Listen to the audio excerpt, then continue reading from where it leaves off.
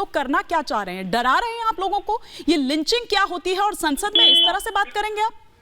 इसमें डराने वाली क्या बात है? जिस तरीके से उन्होंने राम बुदूड़ी ने जो कहा है, ये तो लिंचिंग का शुरुआत है, ऐसे ही ना होता है लिंचिंग। अच्छा, ये बात बतलाए नहीं। इसमें क्या ओम प्रकाश बिरला और सोमनाथ चटर्जी भी स्पीकर, ओम प्रकाश बिरला जी भी स्पीकर रहेंगे। तारीख दोनों को याद रखा है कि एक सरकार की दरबारी कर रहे थे और एक संविधान की दरबारी कर रहे थे। क्यों नहीं एक्शन लिया? दूसरे पर अधीर रंजन चौधरी पे तुरंत एक्शन होता है, बैठ जाइए, नहीं बोलिए, वापस तो लीजिए। किसने आपको कहा कि जो भी उन्होंने कहा वो सही है? ये किसने आपको कहा कि जो उन्होंने कहा वो सही है?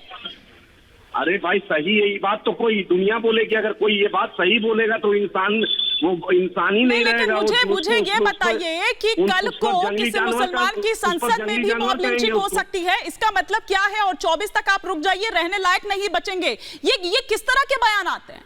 ये क्या है? इसके जरिए क्या करना चाह रहे हैं आप? सुनिए, पूरा बयान आप सुनी नहीं है। ये जो सेकुलर पार्टी है, जो जुनैद नसीर के मुद्दे पर अगर कुछ नहीं बोलेगी तो क्या बताएंगे नहीं? जितना तेलंगाना में 2200 करोड़ माइनॉरिटी का बजट है और उतना ही आबादी राजस्थान में, वहां सिर्फ 250 करोड़ माइनॉरिटी बजट है।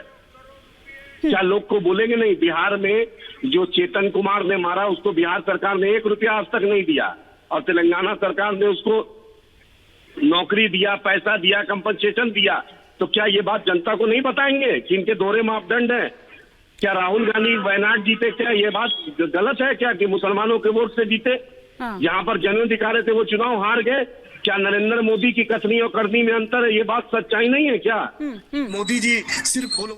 निकट अब्बास, आपकी कथनी और करनी में बहुत फर्क है।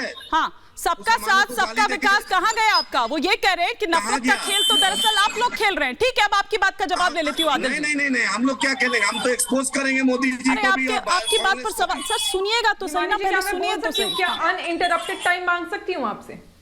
जी, आप उनके सवालों के जवाब। धन्यवाद हिमानी जी। असल में क्या है ना, धन्यवाद हिमानी जी। हिमानी जी, असल में क्या है ना, ये तमाम विपक्ष, इस विपक्ष के लिए विकसित भारत और विकास की परिभाषा ही एकदम अलग है। और मैं बताती हूँ इनके लिए क्या है।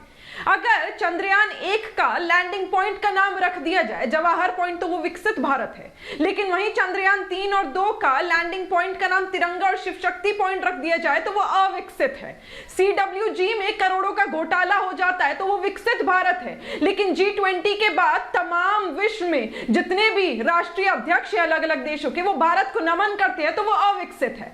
सोनिया जी के पति राजीव गांधी जी अगर महिला आरक्षण बिल का सपना देखते हैं, वो विकसित है। लेकिन वहीं सोनिया गांधी जी के भाई यानी नरेंद्र भाई मोदी जी उस सपने को पूरा कर देते हैं, हकीकत में बदल देते हैं, तो वो अविकसित है।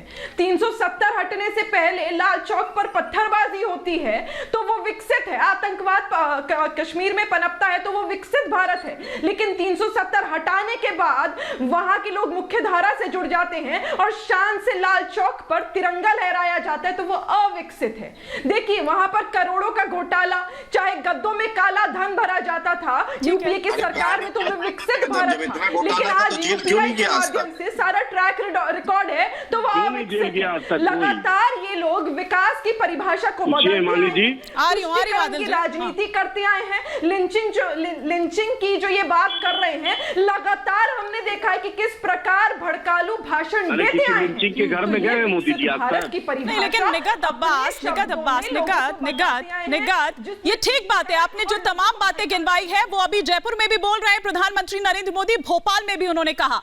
लेकिन प्रधानमंत्री तो विकास की बात करते हैं, वो तो उन योजनाओं की और साथ ही साथ उन तमाम योजनाओं के लिए गारंटी देते नजर आते हैं। लेकिन आपके कुछ सांसद ऐसे हैं, आपके कुछ नेता ऐसे हैं, या जो सांसद हैं वो सदन में जाके कुछ अलग ही लाइन लेते हैं या कुछ अलग ही भड़काऊ बातें कर रहे होते हैं, उस तरफ वो इशारा कर रहे हैं। आदिल हसन साहब,